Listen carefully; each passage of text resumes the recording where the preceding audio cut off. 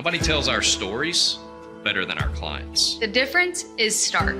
I was rear-ended at a stop. I thought I was fine, and then once I got home, I realized it's a lot worse than I thought. I ended up having a ruptured disc. You say you're not hurting, and then an hour later, you're saying you're in all this pain. I just felt like most people would think that I was lying. That's when I decided to call Daniel Stark. I owe a lot to Daniel Stark. They really got me what I deserved.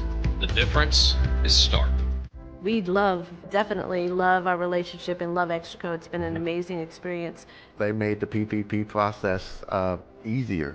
They were reaching out to me saying, what can I do to help you? That made a huge difference because my stress level, when we shut down, to afterwards was night and day. Our experience with Extraco has been phenomenal since the very beginning, so we love Extraco. Bubble wasn't here. I don't know what people would be doing, like making PowerPoints or something. I love that I can sit down and build something the way that I think it should be built. Bubble turns ideas into fully scalable apps. Try Bubble today. Since 2014, we've been creating vegan, clean, and affordable skincare with proven actives and potent botanicals designed to treat your ever-changing skin. Celebrate our first decade of transformation today at facetheory.com/US-EN. Face Theory. I know you're gonna love this Kodak Dot Plus printer. You guys just connect it to your smartphone. I can assure you, you are going to love this printer as much as my family has. You guys have to check it out for yourself. Streamline event and appointment booking with Amelia's sleek, modern, and fully customizable booking forms. WPAmelia.com. That's WPAMELIA.com. Amelia. A journey into new thoughts, new cultures, new adventures. So what are you waiting for? Start your journey with Babbel now. Go to babbel.com or download the app. Service provider that has carved a reputation in the financial industry. Simple, fast, and reliable loan application process. And its commitment to responsible borrowing makes it a trusted partner in the journey towards financial stability. It's the Pete Sousa Show. Sports, Pete.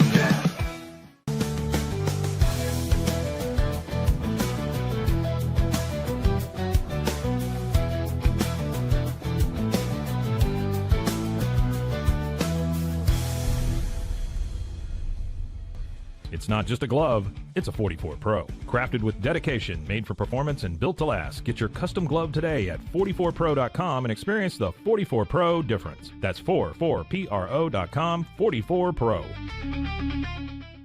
Cleanse your body of accumulated toxins and embark on your wellness journey at your own pace. At Global Healing, we provide premium supplements to help your body heal naturally. Start your healing journey today at globalhealing.com and organichemp.com. Introducing Muck-Off's classic pink bike cleaner, powered by revolutionary nanotechnology that breaks down dirt and grime on a microscopic level while protecting your bike's delicate finish. us.muc-off.com. At 4U Health, we believe wellness and lab testing should be accessible, inclusive, and yes, fun. With our tech-powered at-home lab test, you save time and money while feeling your best. 4U Health. Visit 4uhealth.com today. Stability.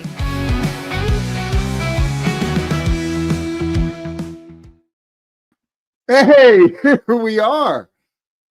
Scotty, I guess we're moving the brakes around here at Rogue Media Network. We're working on making this a better experience for everyone. By the way, so this poster is significant. Ready? You see it? Now, look at the date. Pretty cool. February 3rd, 1977. That was 2 days before I was born.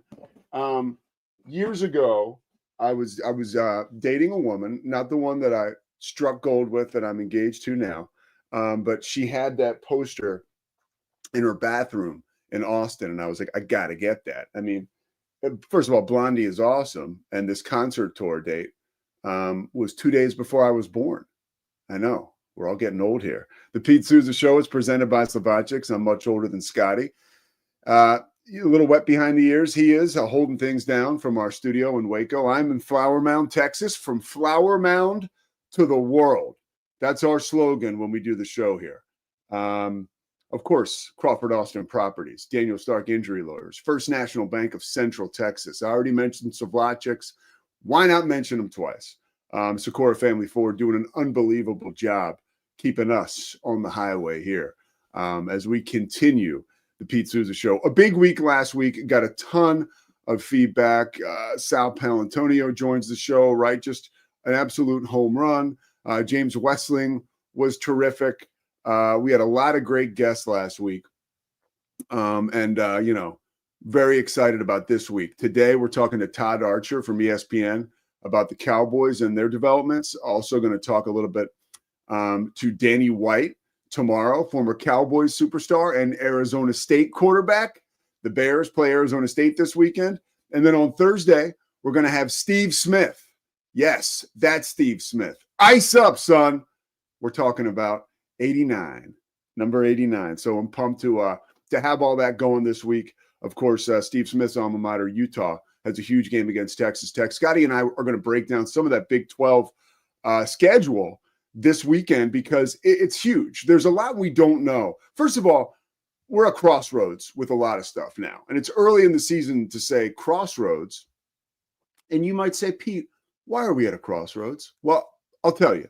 There are 3 reasons off the top of my dome that I start this show with as to why we are at a crossroads already so early in the football season. 1, who is Arch Manning? Who is he? Right? I'll tell you in a second. 2, what's with the Chiefs? 0-2 for the first time since 2014. That was Andy Reid's second year as a head coach with the Chiefs. Who are the Dallas Cowboys? At 1-1, you give up 37 points to a Giants team that looked absolutely pedestrian last week. You signed Jadeveon Clowney after the game. That's something we're going to talk to Todd Archer about. But you score 40 points and you get the job done. And your offense and Dak Prescott look really, really, really good. Of course, Baylor taking care of business over the weekend. I really like the fact that they just had an opportunity, like I mentioned all last week, to catch their breath. Because out of the gate, that was a gauntlet. Auburn and SMU. Regardless of how SMU fared this weekend on the road, by the way, at Missouri State, but they picked up a victory, and that's they're 2-1 now. SMU is so when we talk, and they play TCU, by the way, coming up this weekend. Do they play TCU? Swingler, help me out. Does SMU play TCU? I feel like I made a mistake there. Hold on, let me see. Yes. Yeah, they do. Okay. SMU and TCU. There he is. By the way, he's not standing today, so I'm calling him City Swingler, not Scotty Swingler. And he says he won't stand up unless I'm in the studio. Is that true? That's true. Yeah. I'm not gonna put the extra miles on my legs without being able to see your beautiful extra face. miles. Give me a break. Extra miles on my legs. What birthday did you celebrate? What birthday did you celebrate recently? Oh, I would rather not admit that on the internet, Pete. I'm getting up there in age. I'm quite old now. Whatever. All right, we'll get back to Scotty in a second. I want to begin with Arch Manning because we have limited time before we welcome Todd Archer to the show. So Arch, man, did not look good. Was booed in the first half in Texas's win over the weekend. Not a huge battle, but you get it done. You get the win, but Arch Manning doesn't look good. And my biggest concern as to why he doesn't look good, 2 main things. And I don't think I am like discovering plutonium with either of these things that I've come to. Just basically, this is where I land on Arch Manning. He should be better than he is right now, right? And the reason I say that is because when I see him struggling early in the season like this, but it's not early in his career. He's been in this program for 3 years. So my initial reaction, just as a football guy, former member of a football team, being around teams on the pro and college level, I think, okay, there's so much going on inside that building, so much going on with Arch Manning that we don't know about. And I think you have to provide some grace for this kid. This is his first starting job, and it has come with expectations like we've never seen in the sport of college football, like we have never seen. It's clear that he is not responding to the expectations in a manner that we thought a quote unquote Manning would. And what I mean is Peyton Manning's a great example. Now, people don't want to. When you think about Peyton Manning early in his career at Tennessee and early in his career with the Indianapolis Colts, right? Now, this is a blood relative, an uncle of Arch Manning. He lost his first game at Tennessee, okay, and did not play very well. Out of the gate, as a college quarterback, he struggled, right? And then in the NFL, he threw more interceptions than anybody in the league his rookie year. And I can remember in 1999, as clear as day, I was working for ABC radio sales out of Richmond. I had this job for like 4 months. I hated it. And then I went to New York and worked for McShay, and he and I worked for Gary Horton at the War Room. But there was 4 or 5 months where I worked for ABC radio sales, and I would take the train to work every day. It was awesome. Besides the fact that I was always hungover. This is well before I got sober. And I would read the paper as I worked through the hangover. And I remember reading an AP story in the Philadelphia Inquirer late in the season about the Indianapolis Colts. And the Colts really were struggling, and Peyton was struggling. And the quote was, he was talking to his father as they were walking after a game. And he looked at his dad and he said, "Dad, nobody's open." And that was an example, an illustration of just how fast things were moving for Peyton Manning on the NFL level. Everybody's so fast. His receivers were not out of this world, right? Like Marvin Harrison had not found his footing yet. And I'm not even sure Reggie Wayne was on the team at that point. It was a situation where he was overwhelmed by the change. Now, under Tom Moore and Jim Mora with the Colts at the time, Peyton Manning was given that job. And they said, "Hey, this is your job, okay? Nobody's going to take it from you." And he had the ability to work through some of those rough times, okay? Perfect situation for a quarterback going into the NFL as a full-time starter who is going to be handed the job out of the gate, right? Like, you need a long leash. I'll even bring it back to the game that I called this weekend, which I'm sure none of you watched. It was at Prairie View A&M at Rice for ESPN. I swear, and I love ESPN. I swear it was, ESPN has like 20 games, let's say, a weekend that they'll put play-by-play guys like me on, like the big ESPN network. And I this week, I swear it was like the last one. It's like, let's give Sousa this one, right? But dude, it's football. I'm elated, and I love getting into these teams and learning about them. What? By the way, of course, I'm Prisoner Pete. Scotty will tell you. Scott Abel, the coach of Rice, is running an option attack there. He won at Davidson with it. He won at Washington and Lee with it. He's a very bright guy, and he strikes me almost like a CEO rather than a coach. But he knows he can use this triple option attack at a school with lesser talent and more brains, sort of like a military school, but it's a little bit more expansive. It's a gun option, but that's not what I'm talking about. He got the job, right? Coach Abel did, and he knew he was going to run the option. So he mined the current roster for a guy who could run his option. I ended up looking at tape of this kid, Chase Jenkins, when Chase was in high school, right? He's out of the Katy area. And he said, Chase is going to be the guy that can run the option. At the time, when Abel got the job last November, Chase Jenkins was a wide receiver. Now, the reason I bring this up is because Chase Jenkins played like doggy doo-doo in the first 2 games of the season, right? He just did. You could tell this is a guy who is learning the offense on the job. But you can also tell, and from talking to Scott Abel, this is Chase Jenkins' job. And we talked to Chase Jenkins on Friday in person. And he was like, just very laid back, very confident. You can tell like he was one of those examples of like the team kind of nominates the quarterback sometimes, not so much the coach, but you can tell he's a leader. He's an outstanding athlete, and he's getting better and better at running the option every day. And I saw it on Saturday. He rushed for 150 yards or 120 something yards, and he looked like Harry Houdini running the option. Now, of course, he's playing against an FCS school. You get my point. but he's been given a very long leash, and there's not a lot of pressure on this dude. I would say the pressure he puts on himself, right, is probably going to be probably the most of the pressure he gets from anybody. Arch Manning, totally different, right? Wherever Arch Manning goes, you can't avoid the noise. And you just can't in life experience or know what you're going to get into until you experience reps in life. I don't care whether you're a quarterback or you're like me, working at a Kentucky Fried Chicken when you're turning your life around in a halfway house 15 years ago. That was my story when I got sober, right? I went from working in the NBA to going to rehab to living in a halfway house where part of my education there was you got to get a job at, a fast food restaurant or a 7-Eleven. You have to have a job to stay in the halfway house. So I had to work at Kentucky Fried Chicken.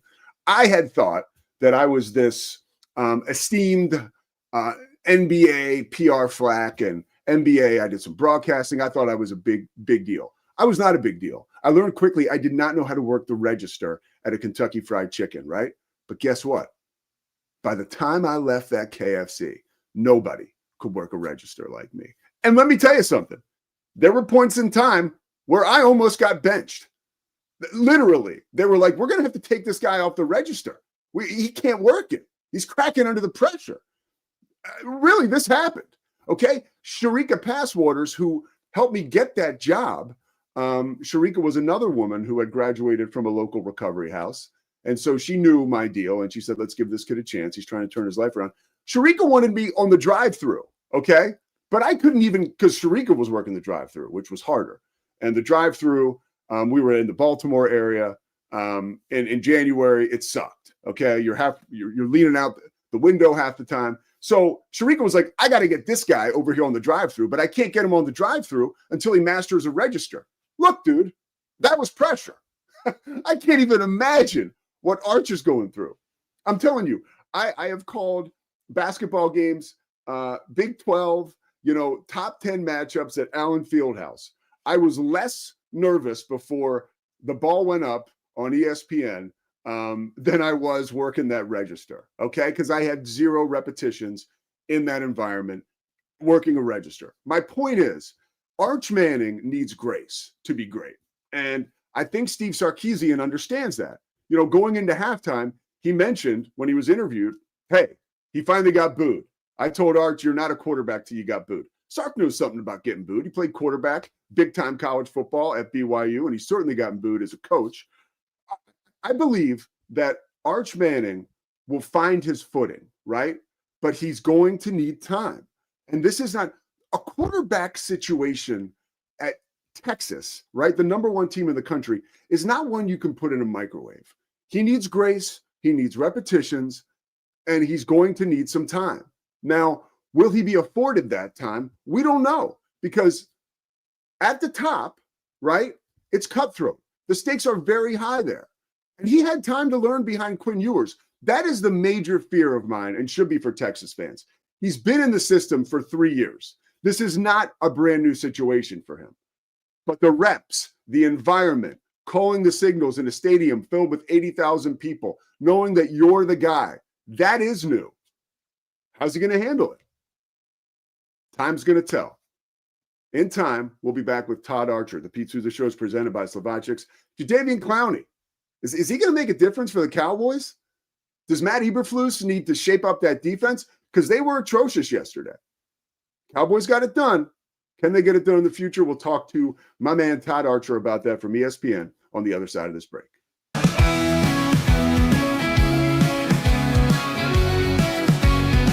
Nobody tells our stories better than our clients. The difference is stark. I was rear-ended at a stop. I thought I was fine, and then once I got home, I realized it's a lot worse than I thought. I ended up having a ruptured disc. You say you're not hurting, and then an hour later, you're saying you're in all this pain. I just felt like most people would think that I was lying. That's when I decided to call Daniel Stark. I owe a lot to Daniel Stark. They really got me what I deserved. The difference is stark. We definitely love our relationship and love Extraco. It's been an amazing experience. They made the PPP process easier. They were reaching out to me saying, what can I do to help you? That made a huge difference because my stress level, when we shut down, to afterwards was night and day. Our experience with Extraco has been phenomenal since the very beginning, so we love Extraco. Bubble wasn't here. I don't know what people would be doing, like making PowerPoints or something. I love that I can sit down and build something the way that I think it should be built. Bubble turns ideas into fully scalable apps. Try Bubble today. Since 2014, we've been creating vegan, clean, and affordable skincare with proven actives and potent botanicals designed to treat your ever-changing skin. Celebrate our first decade of transformation today at facetheory.com/US-EN. Face Theory. I know you're gonna love this Kodak Dot Plus printer. You guys just connect it to your smartphone. I can assure you, you are going to love this printer as much as my family has. You guys have to check it out for yourself. Streamline event and appointment booking with Amelia's sleek, modern, and fully customizable booking forms. WPAmelia.com. That's WPAMELIA.com. Amelia. A journey into new thoughts, new cultures, new adventures. So what are you waiting for? Start your journey with Babbel now. Go to babbel.com or download the app. Service provider that has carved a reputation in the financial industry. Simple, fast, and reliable loan application process. And its commitment to responsible borrowing makes it a trusted partner in the journey towards financial stability. It's the Pete Sousa Show. Sports, Pete.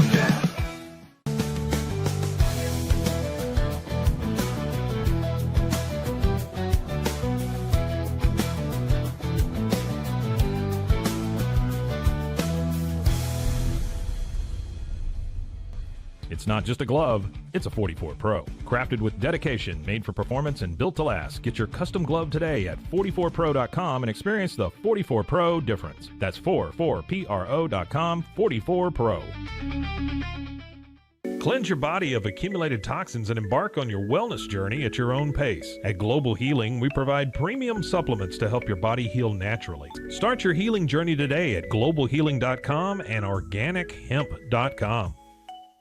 Introducing Muck-Off's classic pink bike cleaner, powered by revolutionary nanotechnology that breaks down dirt and grime on a microscopic level while protecting your bike's delicate finish.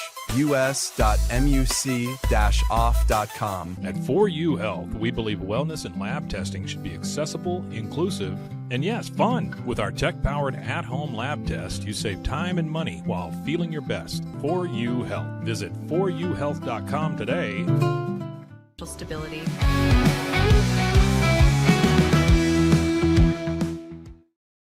All right, we are back on the Pete Sousa Show. Today we are live in Flower Mound. You know what we say, from Flower Mound to the entire world. We'll be back in studio tomorrow. Right now we welcome ESPN's Todd Archer, and no better time to talk to the esteemed Todd Archer than in the wake of that fireworks display yesterday at AT&T Stadium. Todd, you've had a lot to cover, right, over the course of your career, especially covering the Cowboys.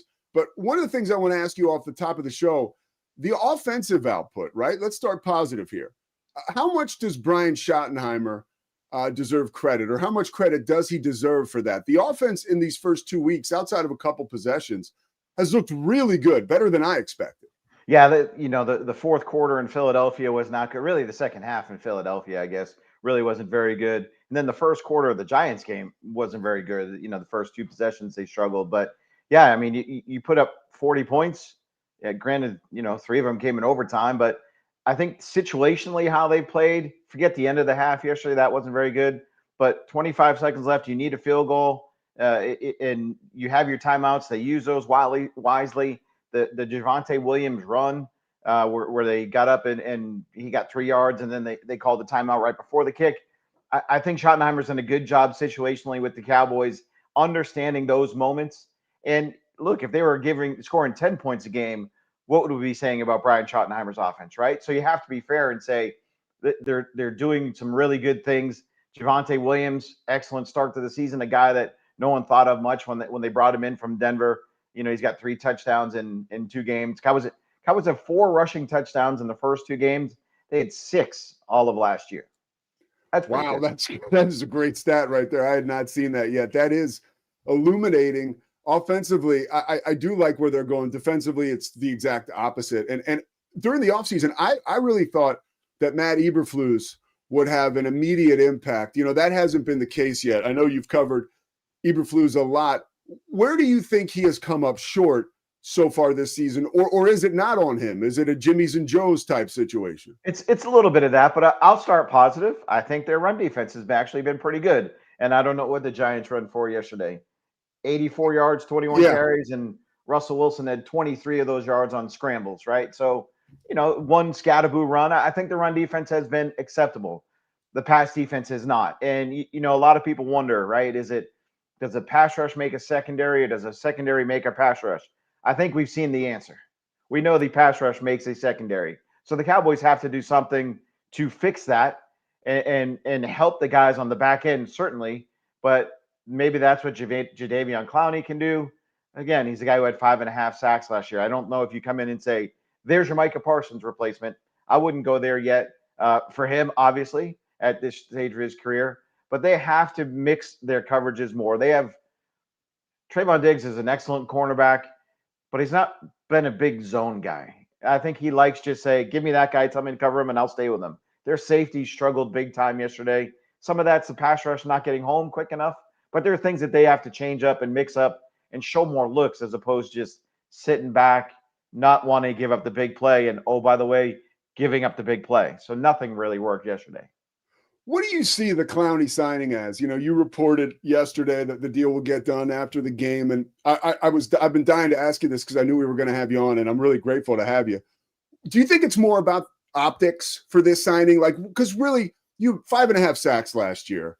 The guy got, I think he was 2014 was his draft class. He was taken number 1. I mean, we're talking somebody who's a little long in the tooth coming off the edge. Is it more the name, like Jerry saying, hey, look, we're doing something? Or is this a guy that can really have an impact? Well, he's the best guy available if you look at what's available now, right? We can go back and say if you were going to trade Micah Parsons, trade him before the draft so you could make some different decisions on how you're going to go about it. But they didn't do that. So this is a best case scenario at a worst case time to bring in a guy like this. It's interesting. He has 58.5 career sacks, and you said 2014 was his rookie year. Micah had 52.5 in his first 4 years. He's got what will be now. He's got 54 for his career after the sack and a half that he's got up in Green Bay. So I like the signing. I like what it can do. But to think that this guy is going to flip the fortunes of the pass rush, you can't. That's not fair to him, right? I mean, but it's just another piece that they can get to because so far they're not getting home with their 4 guys. So they have to bring extra guys. And what does that do? That exposes your back end as well. Now, yesterday, they still brought 4 and were still exposed. So I don't know if yesterday's a one-off and you just throw it away and say that's not going to happen again. But what do you think what do you think Chicago is going to try and do this week against this defense? They're going to try and block it up and make some big plays down the field. When you watch that Malik Neighbors touchdown late, to me it was like, even somebody who covers the team, I was like, oh, here we go again. I felt like it was a sliding doors moment. Like this team just can't get off the schneid. They do. They get the win in overtime thanks to Brandon Aubrey. Do you feel like that was sort of a signature win? I know that's maybe not the best term this early in the season, but where you can flush a lot of those bad vibes. Like what was it like in there yesterday after the game when you consider that, the Micah thing too? I would imagine this puts that a little further in the rear view. Well, of course, they're all going to say that this is a win that can carry over and help them down the road when they're in bad situations. They can go back to that and remember when we beat the Giants when we're down a field goal with 25 seconds to go. I get all that.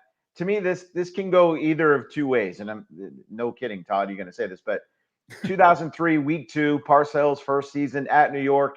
They win a game by tying it at the end of regulation, and then Billy Cundiff wins it in overtime with a field goal. They go on and win the next 5. They go 10-6, make the playoffs.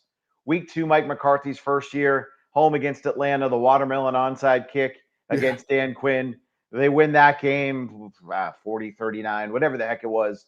How did that season end up for the Cowboys? 6-10, Dak gets hurt, awful season. So this is kind of a crossroads moment.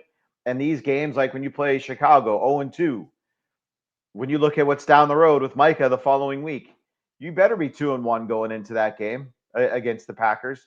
You better be 4-2 after your first 6 games when you look at what's down the road with their schedule. So this was absolutely a must-win, even in week 2 against New York. How they got it, I don't think we'll be talking about that come December if they're still in this thing. But if they're out of it, I think we would say, man, remember how lucky they got against the Giants? They could be 4 and whatever at this point of the season if they didn't have that win. Yeah, I think it really is that's football, right? Like the ball bouncing your way can really build confidence. Dak Prescott has looked very confident this year, and someone like you can help me tap into why. I mean, obviously physically the eyeball test he passes, but what's different about him this year? He's moving better. He just really seems like he's more in control and more confident in the pocket. The pocket looks cleaner. Is that Dak or is that the protection? What is that? I think the offensive line play has been good against 2 very good fronts early in the season, Philadelphia and the Giants. I think they're running the ball better than they did it certainly last year, so that helps a quarterback as well. But you hit on something of Dak's ability to move. Last year, he didn't move. And then the one game he tried to move, he tears his hamstring off the bone and has to have surgery, and he's out for the season. So he was really intentional in the offseason of making sure he was running more. There were times in Oxnard where he'd make a handoff and sprint 40 yards down the field. They didn't want him to come in the season for the first time having to, quote, run scared in that first game against the Eagles. They wanted him to get his work in training camp to make sure that he would have full and complete faith in that hamstring holding up when he had to run. You look at yesterday's game, sets up the winning field goal by escaping trouble, getting down the field 14 yards. And it was interesting, after the game, he's like, I told you I could run. Well, he's not the first 3 years Dak where he had 18 rushing touchdowns, but he's certainly looking a lot better than he did last year. And that bodes well. But the confidence stuff, like to me, like Dak's a really good quarterback. Like he's always been that was his 24th fourth quarter overtime drive win of his career. I think he just tied Romo for the most in team history. So he's been a guy who's delivered in the regular season. Everything about Dak and the questions people have comes when they make the playoffs. So whatever he does in this regular season, I'm not going to say it doesn't matter, but he'll have to up his game if and when the Cowboys make the playoffs. Todd Archer from ESPN. A couple more questions for you, and I'll let you get out of here. I can't imagine how busy you are on a day like today. With all the things that you cover in the Cowboys universe, you only have so many words you can write. Like, is there a story this season that you've been kind of looking to get out that you haven't had the time or literally just the bandwidth to share with people? Like any big story around the Cowboys that people really aren't talking about this year that you know about that's really interesting? No, I mean, we cover the team so in depth, like it's hard to think we're missing something. I'm sure there is, right? We covered the Micah trade from every angle you could possibly cover. I think the one story I'd like to start digging into is DeMarvion Overshown's comeback from this knee deal. Yes, dude. You watch this guy do his rehab work off to the side, and you're like, man, he looks good. Now, I know there's like so many more hoops he has to get through before he can come back and play. But here's a guy that tore 3 ligaments in his knee last, what was that, December, November, whenever the hell it was late in the season. It was November, yeah. Yeah. And he's looking the part. Like that's the story that I'd like to kind of maybe try to dive into before he gets back. But we have a story actually coming up on ESPN.com, and people probably won't like it because it's Jerry Jones related. Just what it's like in those post-game scrums with him outside the locker room.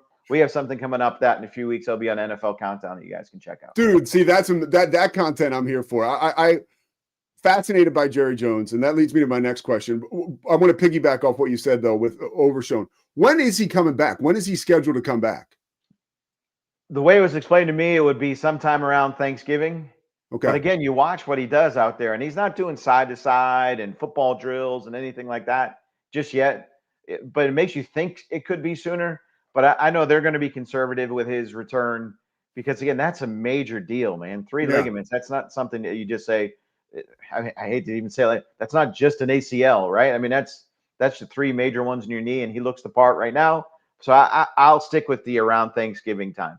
When the Cowboys were at their bottom last year, right? It just felt like they had cratered. He was a guy going to the game. You could watch him like a football sicko on every play, and you'd get your money's worth. He's that good, and he's just that charismatic of a ball player, right? He's electric.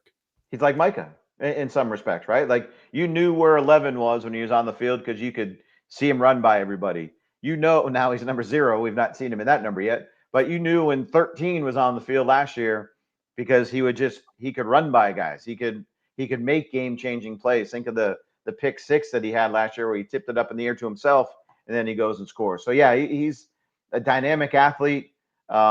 Seems like a great kid. We haven't gotten to know him much because he's been hurt more than he's played.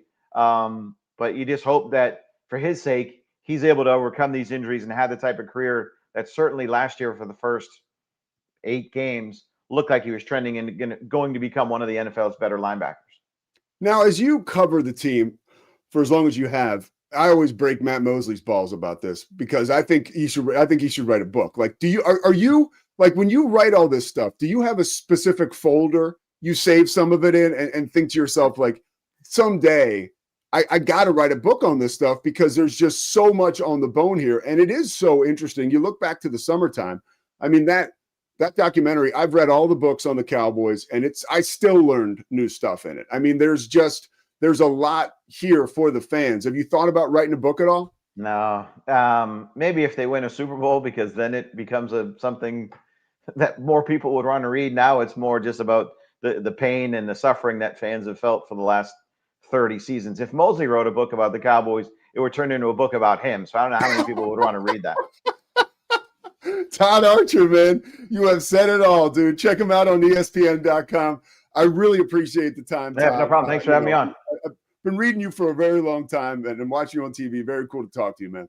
Appreciate it. Thanks a lot. Have a great day. You too. All right, there he goes, Todd Archer. Hey, Scotty, let's clip that one and share it with Mosley for sure, right? That's great. Maybe him and Werder will play that on Doomsday. Great opportunity to talk to a legend like Todd Archer. We're going to step aside and come back. We've got a lot to talk to. I want to take a look at that Big 12 schedule, or a lot to talk about coming up this week. And really, Scotty and I are both in unison with, like, this is a truth serum weekend for the Big 12. We're going to find out a lot about 4 teams specifically. We'll talk about that when we come back. We're also going to talk about Vanderbilt. Scotty has a love affair with his boy Diego. So we'll cover that too. And a lot more to cover, man. Lucky to have Todd Archer. Lucky to have Danny White tomorrow. Looking forward to Steve Smith on Thursday. The Pete Sousa Show, presented by Slovaceks, by the way. We'll be back after this.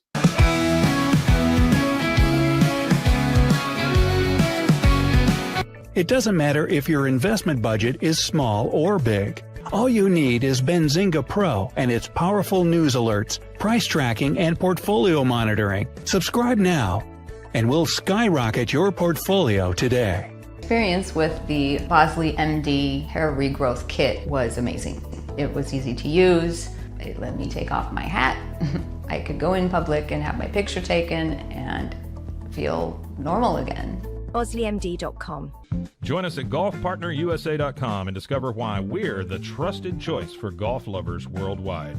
That's GOLFPARTNERUSA.com. Golf Partner. Experience the future of secure private cloud storage with Internix. Protect your files with end-to-end encryption, ensuring your data stays private and accessible only to you. That's INTERNXT.com today. Apollo Neuro is a new kind of wearable that helps your body recover from stress, that helps you calm down and feel better. You sleep better, and you can get back to being yourself. Learn more at apolloneuro.com. Protect your online privacy with NordVPN. Browse securely, access content from anywhere, and keep your data safe with military-grade encryption. NordVPN.com. That's NORDVPN.com. Our patented handles were launched in 2018. We continue to push the boundaries of strength training. Join us in making your training more natural and effective. Visit Engels90.com to learn more and revolutionize your workout. Dive into adventure with Scuba.com, your ultimate destination for top-tier scuba and snorkeling gear. Whether you're a beginner or a pro, trust Scuba.com for the best in diving equipment and expert guidance. Explore now at Scuba.com. That's SCUBA.com. Scuba.com. At Fullwell, we bring together the expertise of registered dietitians, MDs, and OBGYNs to give you the best fertility support. Fullwell, your trusted partner on your fertility journey. Visit us at FullwellFertility.com. Experience the perfect blend of exquisite craftsmanship and life-changing technology with Gevi. Every product is built with precision, featuring specialized parts that ensure durability, efficiency, and safety. Upgrade your everyday with Gevi. Visit us at gevi.com to discover more. It's the Pete Sousa Show. With San, owning iconic furniture no longer requires paying a premium.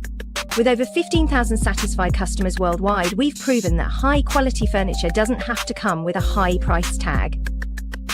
Explore our collection today at san.com. At Covers & All, we've revolutionized protective solutions with cutting-edge, customizable covers, tarps, and curtains. We deliver premier protection at affordable prices and express shipping. Visit coversandall.com today for the perfect fit, guaranteed to last. Relax with Hemp Delicious. Organically grown hemp, massively blended with delicious organic herbs, responsibly sourced for their holistic benefits. Each sip offers calming, antioxidant-rich wellness. Brewed just for you. Sip the calm with Hemp Delicious. At Open Goal USA, we're revolutionizing training for both soccer and lacrosse with our innovative portable rebounders. Perfect for players of all ages and skill levels. Visit OpenGOAAALUSA.com and elevate your training today. Get paid faster with Bill, the easiest way to send, receive, and manage your payments. No more delays, no more hassle. Whether you're a freelancer or a business, Bill makes payments seamless and secure, simple, fast, and reliable. Sign up today at Bill.com. Stability.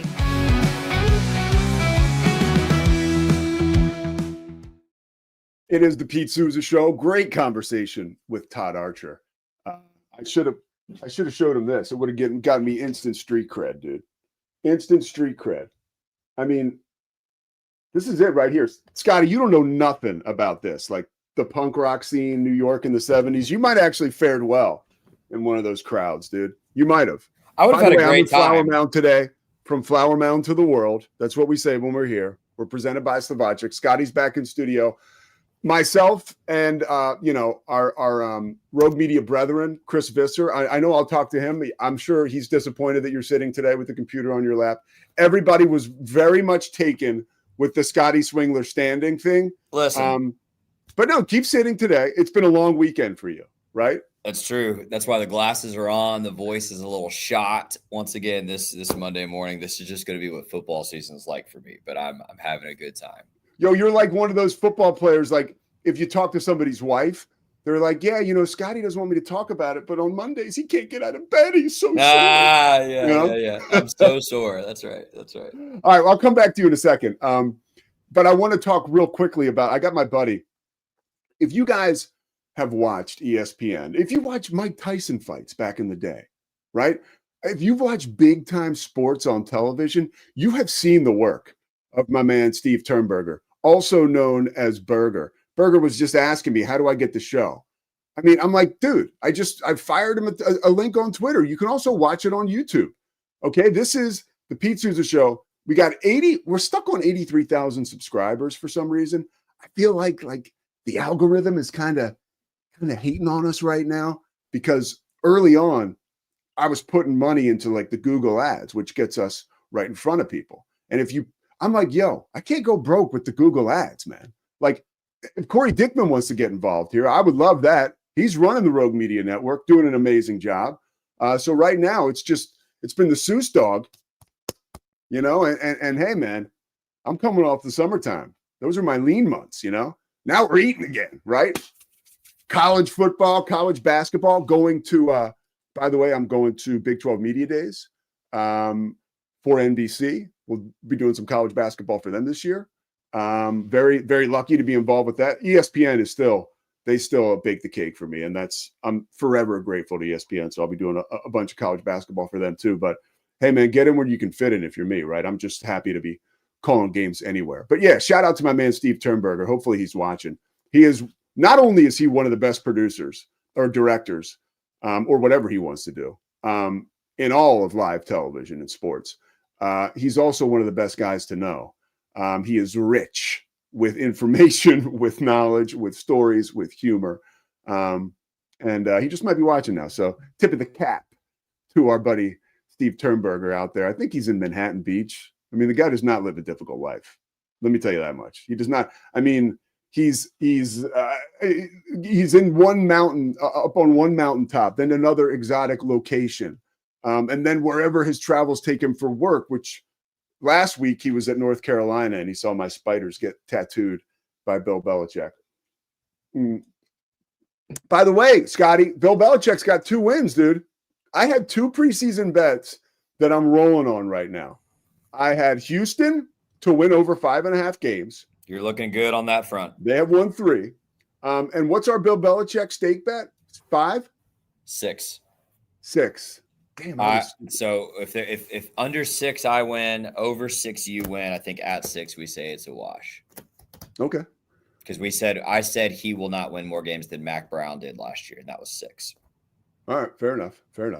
All right, let's take a look at this Big 12 schedule, and I want you to stick with me for this. Now, this is a weekend where literally it's truth serum time, right? Mm-hmm. That's what I say. I mean, there are huge games this weekend, and Scotty, again, an amazing job putting together the graphics there at the home office. I mean, folks, this is the kind of stuff that would take me 3 days to do, and Scotty just hits a couple buttons, and here we are. All right, big noon kickoff is going to be in Salt Lake City, and that's what's kind of neat too.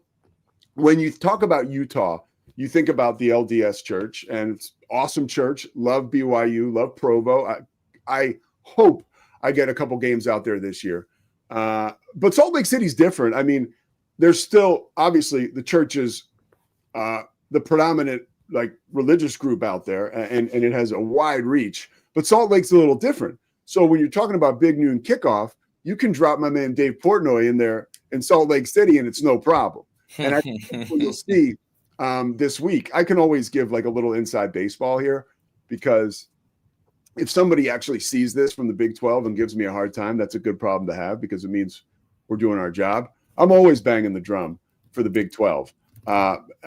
Obviously, the work I do on Inside the 12 every week, you can watch it on True TV. You can watch it on HBO Max and YouTube, the Big 12's YouTube, and all your local Big 12 markets. But I know that they're efforting Dave Portnoy to come on that show this week for us. And who knows what Portnoy's going to say. But it's pretty cool. The Big 12 is just so forward thinking. They are not afraid, dude. That conference gets it, dude.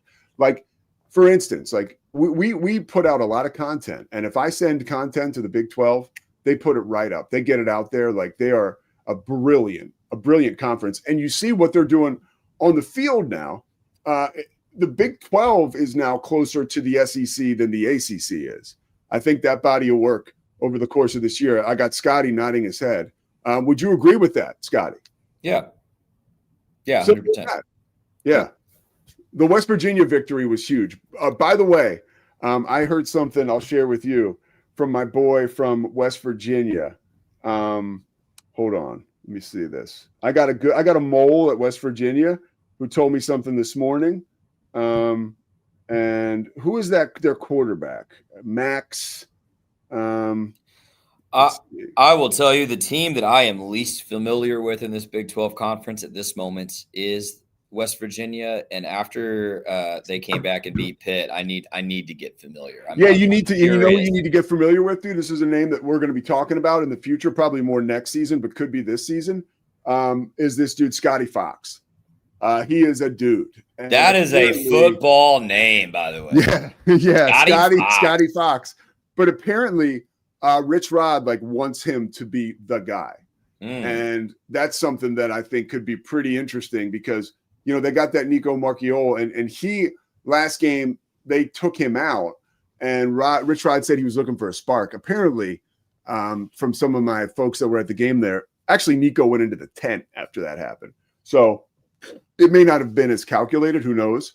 But they played 3 quarterbacks in that win against Pitt, a huge win, more so for West Virginia and for the Big 12 than anything else. It was a key win because I will tell you all day long, I think the Big 12 is better than the ACC, and that's not biased. But these games over the weekend, who do you think, Scotty, we're going to learn the most about? Because that's a top 20 matchup, right up there. And then the bottom of your screen is the most enticing for us, I think, because obviously we'll do the green and gold show. I do not have a college football game this weekend, so I'll be on site for the green and gold show pregame for Baylor ahead of Arizona State. But what team has the most to prove this weekend in your eyes?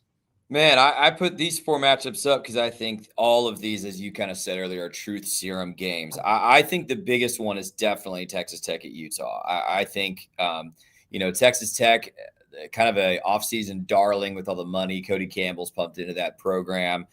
It's kind of proving time for Joey McGuire, right? This is, he's had a couple years to get his guys in, get his systems in. We love him here in Waco because of his time here under Rule and Dave Aranda, but it's time to prove it. Time to prove you can win more than 8 games as Texas Tech, which outside of Mike Leach, no coach has ever really been able to prove. And with Utah, I think this is a huge game for Devin Dampier. I mean, that guy is either going to cement himself as a top 5 Heisman candidate if he performs well in this game, or flame out in a big way, a la DeQuan Finn. Maybe not that dramatic, but whoa, take it easy on them. Dude. Group of 5 kid that is athletic, can move, but there are questions about his arm. Lots of turnovers when he was at New Mexico. He's looked really good so far this season, but he hadn't played anybody. I mean, if he can play at that level against Texas Tech, I just said he's a top 5 Heisman candidate if he can, if he wins that game. I think TCU is fascinating here. Gives them a common opponent with Baylor, and as we kind of said last week when we were talking about Haley Sawyer rating South Carolina and not Vanderbilt, we saw that in that case the common opponent was telling.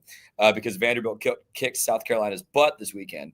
I'm curious to see if TCU just blows out SMU by 30 after Baylor took a comeback in double overtime to win. That's not a good sign for Baylor fans. TCU's either really good or not, and I can't decide. I don't know about either of these teams in the third matchup. I don't know how good Pitt really is. West Virginia's got to be feeling good after winning a rivalry game. It's a huge boost for Rich Rod, but I could see them losing to Kansas by 3 scores. I think Kansas is really good. Or West Virginia goes into Lawrence, beats Kansas, and suddenly there are a lot of questions about Leipold and Daniels, I think, if West Virginia comes in and beats you in your house. And then, of course, at the bottom, you've got 2 teams who were projected in the top 3 or 4 in the conference who have kind of disappointed with their play. Arizona State against Mississippi State, of course, dropping that game. Sam Leavitt played horribly in that game, and he'd be the first to tell you that. Baylor dropping an opener to Auburn in a very poor fashion and not looking particularly put together in their 2 wins since. I think the loser of that ASU Baylor game, even though it's the first conference game, is probably out of the conference title hunt right there. I think. What did you glean from Baylor this weekend? Oh, man, you could probably tell by my headline here. Man, it was rough. I think Dave Aranda said it best. It looked like a team trying to play through a fog, man. Like nobody looked like they wanted to be there and put out their best, except maybe Simpkins and Josh Cameron. I don't think anybody else really looked like they were just going for it. Sawyer Robertson looked not good. Like I don't know how you play so freaking well against Auburn and SMU and don't turn the ball over and throw 2 ugly, bad decision throws for picks against Samford. I joked on Please Bear With Me last night. He's Peyton Manning in the must-have-it moments, and he's more like Blake Szymanski in the other moments. And if you don't know who Blake Szymanski is, I'll have to fill you in another time. But here's one thing. And Phil Pop mentioned this last week. If we're talking about, and a lot of people have mentioned this. I forget who else we had on that knows what they're talking about. But the Heisman Trophy, right? I go back to that. That's a great game to play like crap. because nobody saw it. True. Nobody's going to talk about it. All people do is look at the score. True. Well, and I'll tell you what was telling is I was listening to ESPN radio on my drive yesterday, a couple hours after the game, and I heard them say, "Oh, Baylor beat Samford 42-7," and I was like, "Okay, what are they going to say?" And they're like, "Sorry, Robertson continues his great play with 3 touchdowns," and I'm like, "Oh." Great. Yeah. Like if that's what the national media sees out of that game, then that's great because he did not look good. No, and which makes this weekend huge. Yes. Huge for Yes. Baylor. I Yes. mean, that's his 5:30 local kick, right? 6:30 Eastern time. 6:30 local, 7:30. 6:30 local. Okay. And is that game, forgive me, is that on Fox or is that on, let me see, or is that ESPN? I should know that. I should know that too. Well, neither of us do. So let's check it out. I'm Googling it. It is Monday here, folks. ESPN. Right? It's on ESPN. Oh, that says coverage on ESPN. I'm so sorry. I read the wrong Okay. thing. False alarm, everybody. Come on. Google. You're supposed to be better at this than me, dude. I know, but I just told you I turned old. Dude, this just says. Oh, it's on Fox. It's on Fox. It's on Fox. Okay. So Fox Saturday. I wonder who that crew will be. That could Benetti and RG3 have been doing the Friday games. Yeah. That could be Brando, but that'd be great, dude. Yeah. I'd be all for that. Dog. Yeah, that would be terrific. Speaking of all these matchups on Saturday, how lame is ESPN for going to Miami this week? I'm not saying like, dude, lame. They should have been in Salt Lake City, and if not there, they should have been in Indiana, bro. Illinois at Indiana this week, Pete. Yeah, that's a truth-telling game for both of those teams, by the way. Number 9 versus number 19. Yeah, that's going to be. You know how I feel about Kurt Signetti, but like that's a truth-telling game. ESPN they're done going to a live sites that they don't have the game, right? Like they did that for Texas and Ohio State. But that's that game, that was a Fox game, and that was just undeniable how big it was. And you want to do that for Corso, but I don't think you'll find ESPN going to the site of a game that's going to air on Fox. I just don't think, I don't think that's prudent for them. Right. I don't think it's, would you do a pregame show before Texas Tech TCU and call green and gold? One, it's not the same. If I know it's not nationwide college football show. 2, they've done it for years. They've done pretty good for 40 years about just going to the best matchup typically, or like this, the one with the story. If there's not a particularly hyped matchup, but anyway, I digress. Do you? Our last question on this, and we'll take a break and come back. And I got 2 more things to talk about, and we'll wrap it up. Is Baylor going to win on Saturday? I'm not ready to say. We didn't. Please bear with me. Last night we didn't even make predictions. We're saving them for Saturday. I want to hear how practice is going this week. I think hold on. Who do you have? What mole do you have that's going to be able to tell you something about what's going on? Pete, I know people. Don't worry about it. But my heart says Baylor. Baylor definitely has the talent. That offense has so much juice. I almost think they can just outgun anyone. All right, guess the lines. Guess the lines. Do you know what it is? Baylor's a 2.5-point favorite, right? Can't believe that. Yeah, I would have said Arizona State by 1 or pick 'em. I could just see it go either way, man. I could see Baylor running them out of that stadium by a couple scores, feeling really good. But I could also see, like, basically what Jackson Arnold did for Auburn. Sam Leavitt is that athletic and a better passer. Yeah. So like, I know that was 3 weeks ago now, but I'm scared Sam Leavitt is going to have a field day if that defense, because they don't, Pete, not against SMU and not even against Samford. They didn't look like they were ready to stop the quarterback run, and they can't tackle. Like, it freaks me out, God, man. You're talking to me, right? Like, sometimes I think you're like the head coach of Baylor, and you don't want your players to rest at all. Like, so you don't let anybody get comfortable. Like, you're Matt Rule, up 33-0 at halftime, right? You come in the locker room and you're ripping everybody. I kind of love it. But my advice to you as a fan was put your feet up, dude. You're 2-1. Catch your breath. You got a huge game. No. You won it. But you got to understand, within the Baylor fan base, there are people who'd be perfectly satisfied to go 7-5 every season, as long as it meant we were in a bowl game and not at the bottom of the Big 12. That's not good enough for me. We have been to the mountaintop 3 times in the last 12 years. In fact, we've won the Big 12. That's the standard for me. And this team has not looked like a team that's ready to win the Big 12. Now, first 3 games last season compared to the back stretch, I have no doubt this team can put it together and do the thing. But I need them to put it together and do the thing. And right now, especially on defense, which pisses you off when you've got a defensive guru as your head coach, it doesn't look like they're ready to put it together. And it makes me nervous against the best wide receiver in the conference. Love you, Josh Cameron, but that dude Tyson is scary. Yeah. And a quarterback who I think is really gifted and probably pissed off that they dropped that game. Probably still really pissed off they dropped that game to Mississippi State.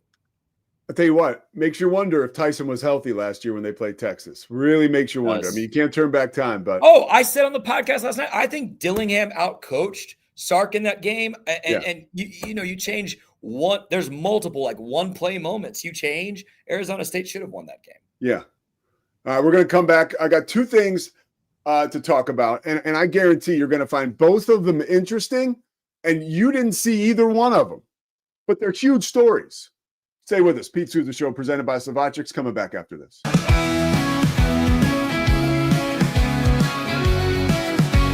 With a focus on performance, design, and customer service, we're here to help you work smarter, not harder. Join us on our journey to simplify your world. Visit acasis.com today. That's ACASIS.com today.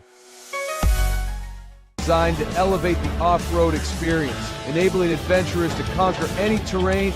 For 50 years, you've trusted us on your toughest recoveries, to your most breathtaking destinations, and in countless unforgettable memories. We offer fast shipping, exceptional customer support, and furniture solutions that stand up to high-traffic environment. Elevate your space with BizChair's vast selection of stylish, reliable, and cost-effective furniture. Visit us today at bizchair.com to transform your business. But boy, it looked effortless. Man, watch this. Layups, floaters, threes.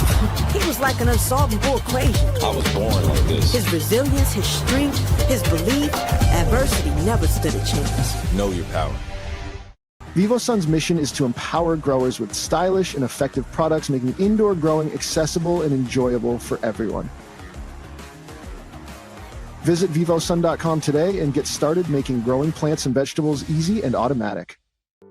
whypersonalloans.com. Request a loan anytime. Our partners can offer loans up to $35,000 with varying rates and terms. Review your loan offer with no obligation and decide what works for you. Visit personalloans.com today. So all you have to do is tap your Popple to the back of someone's phone like that, and they instantly get your social media and contact info right on their screen. They don't need an app or a Popple to receive your info. So get your Popple today and start impressing everyone you meet. Make it pop. Is your Mac running slow? Mac Booster 8 is your all-in-one solution to clean up 20 types of junk files. Get your Mac running like new again with Mac Booster 8. Visit macboost.net today. It's the Pete Sousa Show.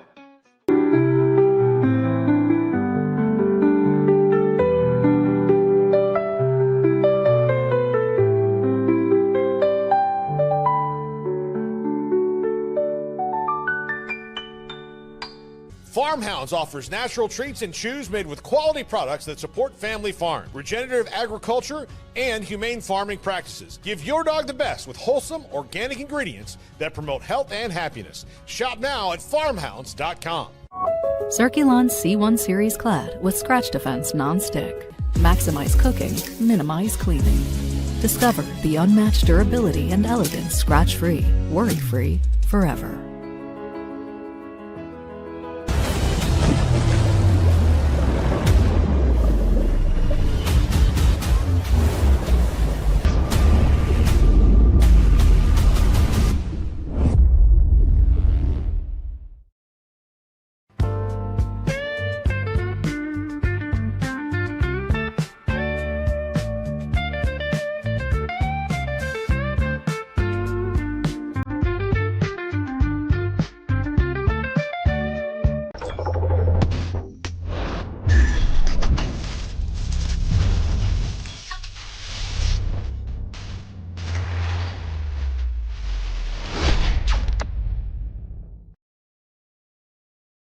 I am obsessed with helping business owners increase their traffic and turn it into profit through the power of Pinterest marketing. It's this amazing platform where people are looking for ideas, inspiration. They have a problem and they're actively looking for a solution. Stability.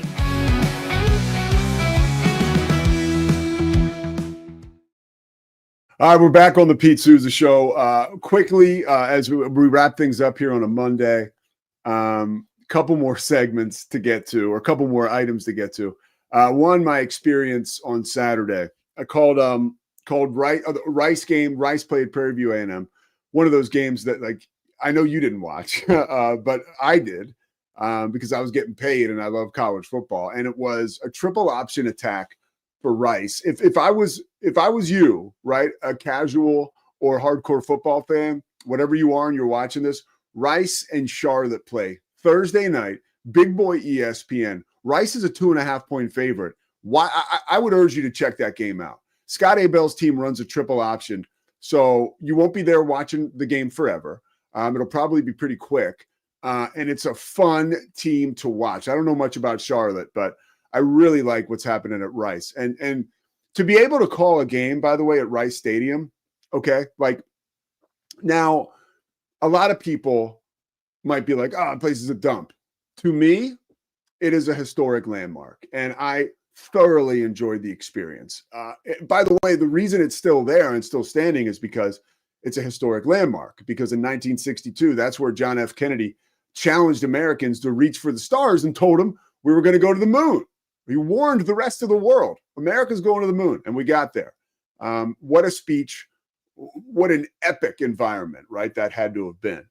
They also played a Super Bowl there, 1974. The Dolphins beat the Vikings.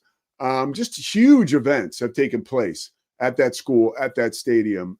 So just to be in there, I'm kind of a sports history nerd, whatever you want to call it. So when I walk in, and I'm on hallowed grounds like that, I really soak it in. The first time I ever walked into the Superdome, I almost cried, dude.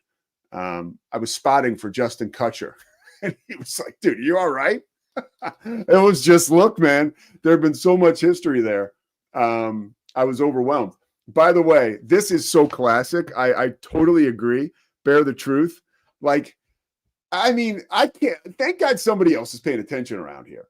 Like, practice? Like, has Dave ever said they had bad practices? If they had good practices, I might take it as you. I mean, Scotty telling us he's got to wait to see what he hears about practice. Like, look, maybe he must have like great sources.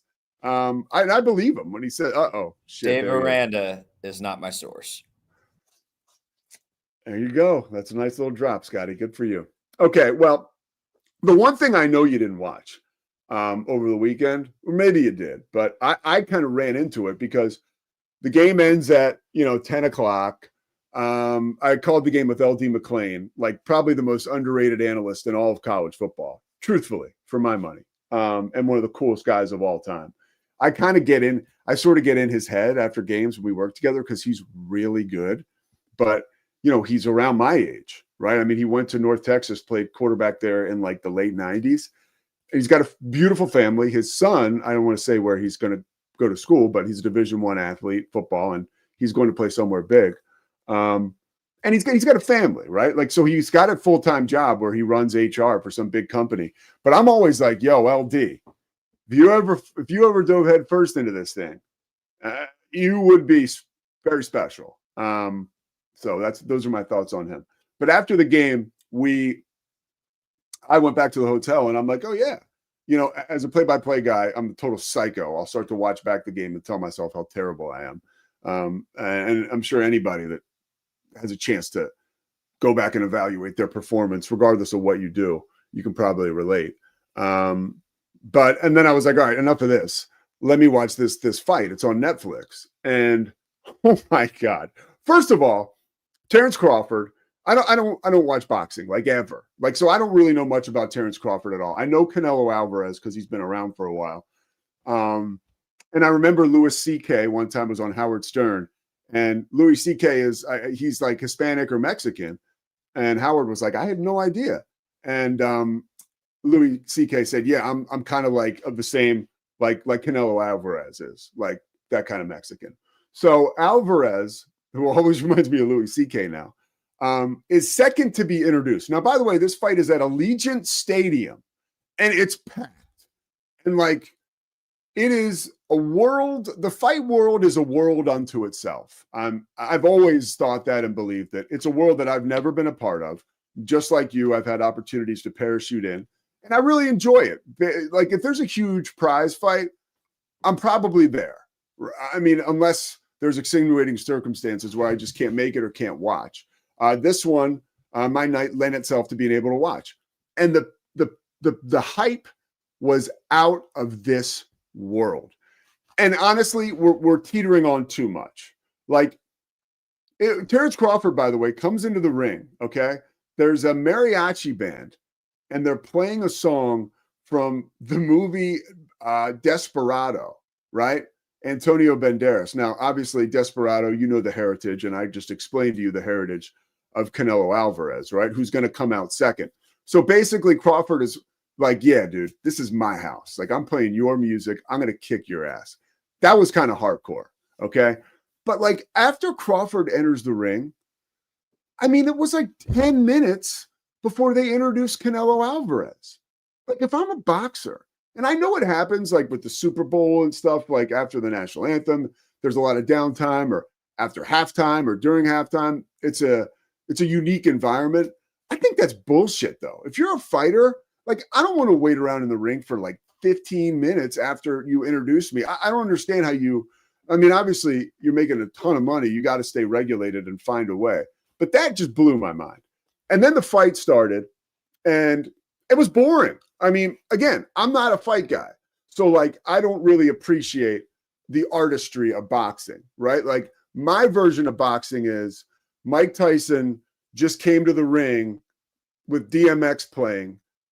I'm looking to see him completely assassinate and kill this guy, right? And I think guys like myself got spoiled by Mike Tyson, because it was like you come into the ring, he would come into the ring, and it would just be like, you know, he's going to kill this guy. There was a fear throughout the arena, a buzz throughout the arena, and then a fear in his opponents. I'm reading this book now, listening to it, by Mark Kriegel, and it's about Mike Tyson. And they talk about the promoter who scheduled all of Mike Tyson's opponents early in his career, like 12 guys he scheduled, because he knew that these were just the perfect opponents for Mike Tyson. They were good boxers too, but he knew Tyson was going to kill him. And he said all these guys had one thing in common: they were scared shitless. And literally, the promoter, I forget the guy's name, who signed all these guys to fight Tyson, he literally was like, he had to push guys out of the dressing room, like literally talking to him like, look, dude, just go out there, give him what you got, give him your best stuff. You're never going to make this much money for, you know, this little amount of work. So these guys aren't taking dives. They're just terrified, but the payday is certainly worth it for them. And so that's kind of boxing I became familiar with when I was a kid. This fight was, it really heated up late, but it was clear that Crawford just won the fight, you know, and he won by decision. And one other thing, like from a broadcasting perspective, you had three guys calling the fight. Max Kellerman, obviously, was the guy I was familiar with. Another former boxer, and another guy who I don't know the former boxer, or it was Andre Jordan, I want to say, but I could be wrong. And the other guy was like a straight man play-by-play guy. Three guys was too many. And I know three guys is too many for this reason. They were three guys who it was obvious had not worked together a lot. I could be wrong. Somebody can jump in the chat and correct me. Or when you watch this later in the day, if you see this, please correct me. But it felt like three guys had just shown up to a cocktail party, were conversing about boxing. And all of a sudden Netflix grabbed him and said, okay, hey, you know what? You guys are so good at this.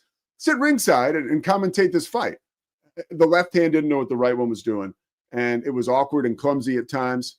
And I felt like, Kellerman would a couple times would tee himself up for these epic thoughts. And he would share a history lesson. And he'd try to like have it be a mic drop moment. And in the middle of this moment, one of the guys, I think the former boxer, would just come in and step right on him and just crush his thought and go on with whatever they had to say. And that to me is a lack of, that's like bad television, because I think when you share a stage with somebody like that, you've got it. You're almost like a salesman, right? We've talked about it before. Bill Simmons calls it like pro wrestling. You got to sell that guy. I got to sell your points. You got to sell mine. We're all on the same team. It can look pretty good. Did not seem like that was the case. And it kind of made it a hard listen or watch. Just my opinion. But yeah, that was my fight experience. All right. For the last like couple minutes, I want to bring Scotty back in because I know he's got thoughts about Vanderbilt, Diego Pavia, and the special things that are going on in the SEC, right? Scotty, by the way, let's face this, dude. And I love this about you because I'm very similar. Growing up in Philadelphia, raised on Rocky and the Villanova Wildcats in 1985, shocking Georgetown. I am an underdog guy. I feel like I am an underdog, right? Little comeback story here. You are similar. Teams like this really speak to you. And I know you would be delighted if these dudes could get into the SEC and keep this going. What's your favorite part about this storyline right now? Your favorite wrinkle? Pete, I just want them to win the SEC so bad. I don't know. Outside of a Baylor championship, I don't know that I've wanted. I think my microphone just messed up. Can you still hear me? Yeah, I can hear you. I'm looking at Vanderbilt's schedule now. Hey, you still there? Yeah, I hear you. I hear you. Okay, great.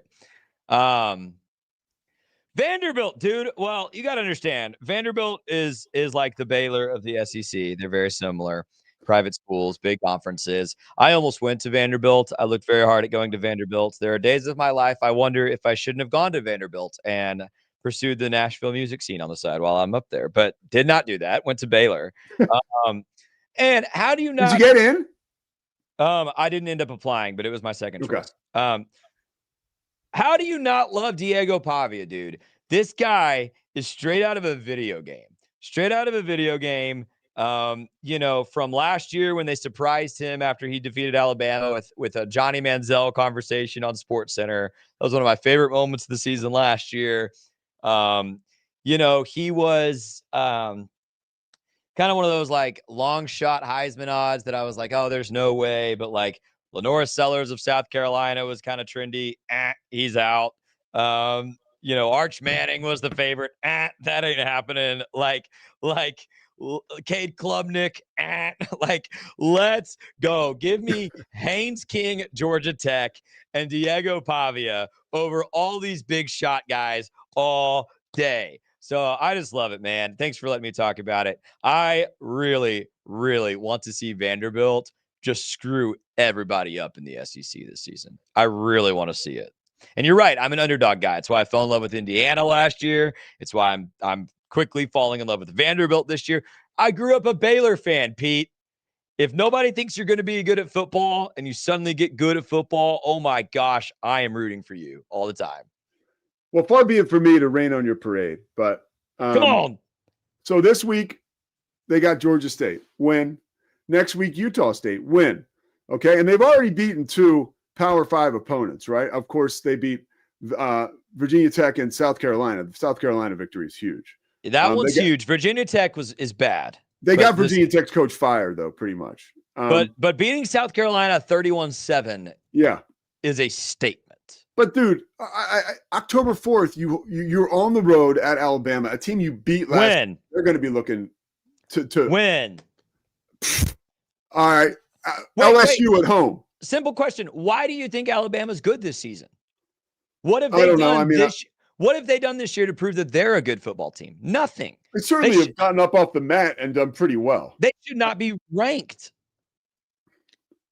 They don't deserve to be ranked. They are ranked because of the name on the jersey, brother. No, Vanderbilt. They beat Wisconsin like they stole something. Wisconsin's no good anymore. Come on, you're living in like 2007 back here. Wisconsin's no good. What are we talking about? Vanderbilt's going to beat Alabama. I'll take it. Win. Wow. All right. So Vanderbilt beats Alabama. Then you got LSU, dude. Okay. That's tough. Then you got Missouri. Then you got Texas. Win. Then you've got Auburn, by the way. Good for Baylor. They're ranked 22nd. And then the back end of your schedule, Okay, Kentucky, that's a win. But you could lose to Tennessee.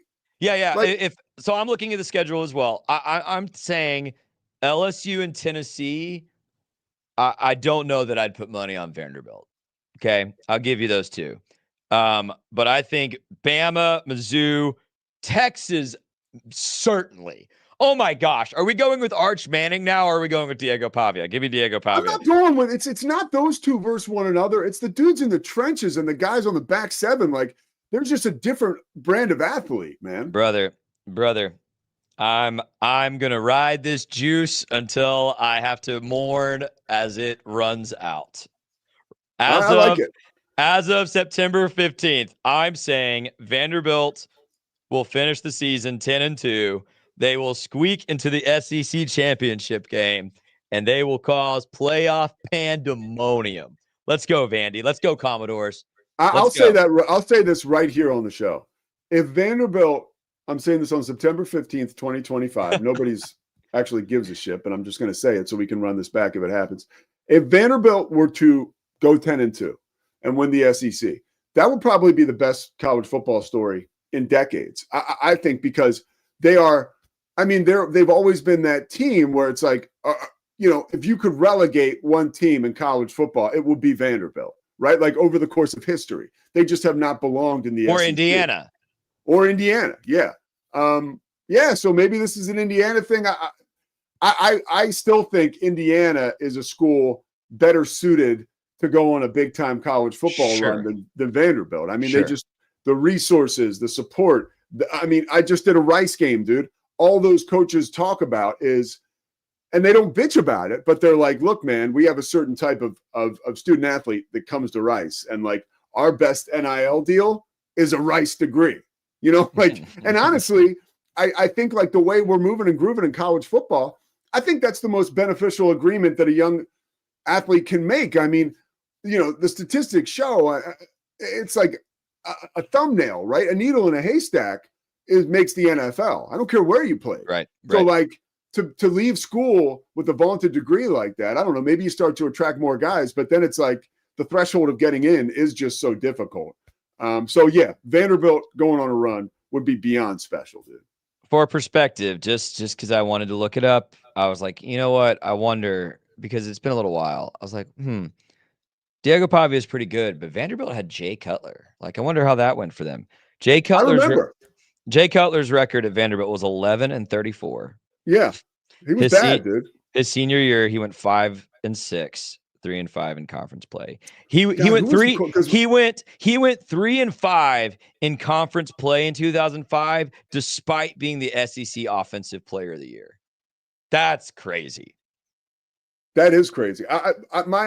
My college girlfriend went to Vanderbilt, so I used to go there. Yeah, I would go there, and God, who was the quarterback there? I forget. He was terrible. They were always terrible, but he lived in her complex. So and that whole school, Vanderbilt's just really an awesome school, and it's a beautiful campus.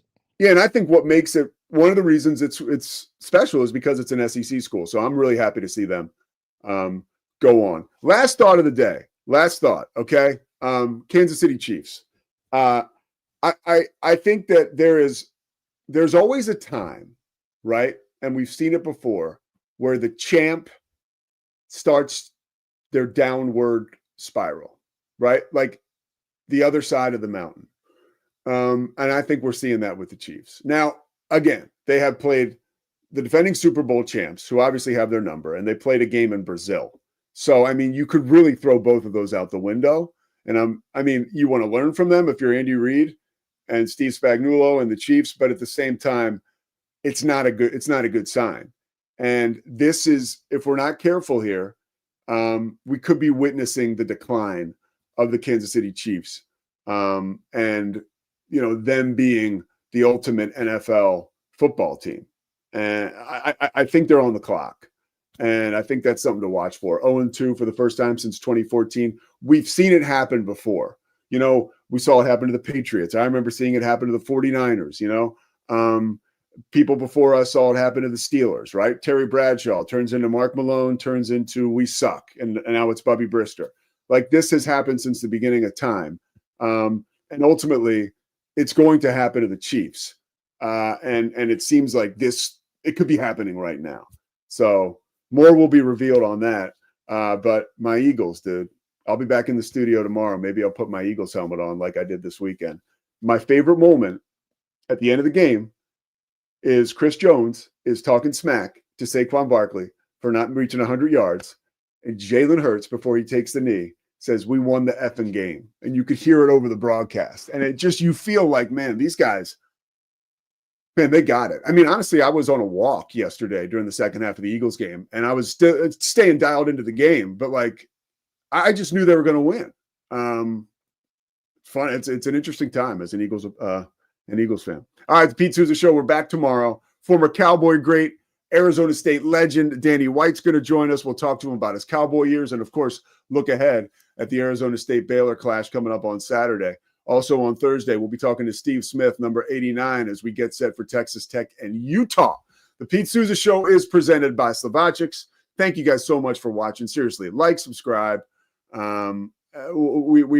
love it. And honestly, I think you guys can see. I mean, today I'm away from the studio. Scotty's in the studio, and I think this show still kicked ass. So you should be watching this. You know, we're doing the best we can, and I really do think we separate ourselves from a lot of the content out there.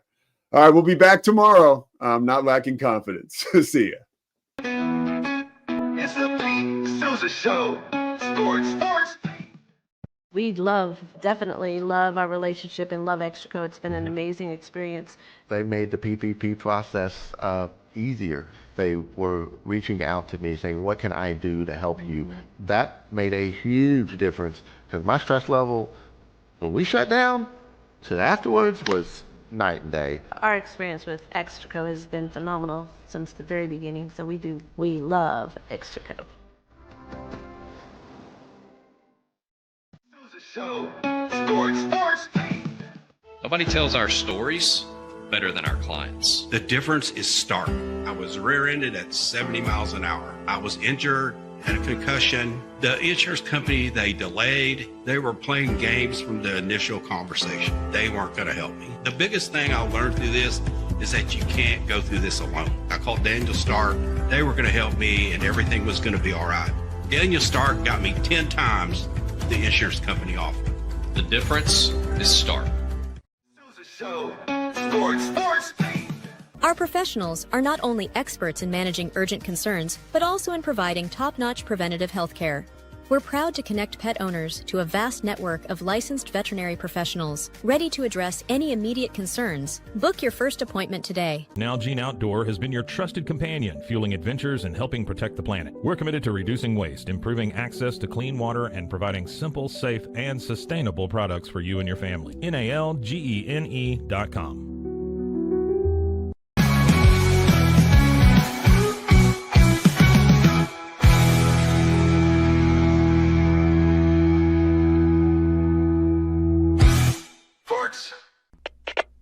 We are Rogue Media Sports.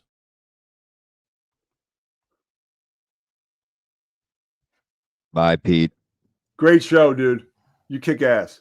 You kick ass, bro. Hey, did you hear back from Corey? No. I mean, I talked to him on Friday. We had this like really good, like long conversation about everything. We're not on anymore, right? Scotty? Hey, you froze on me. What'd you say? Are we on anymore or no? Scotty Swingler. There you are. You froze on me. What'd you say? Sorry, are we on still or no? Scotty, are we on the air?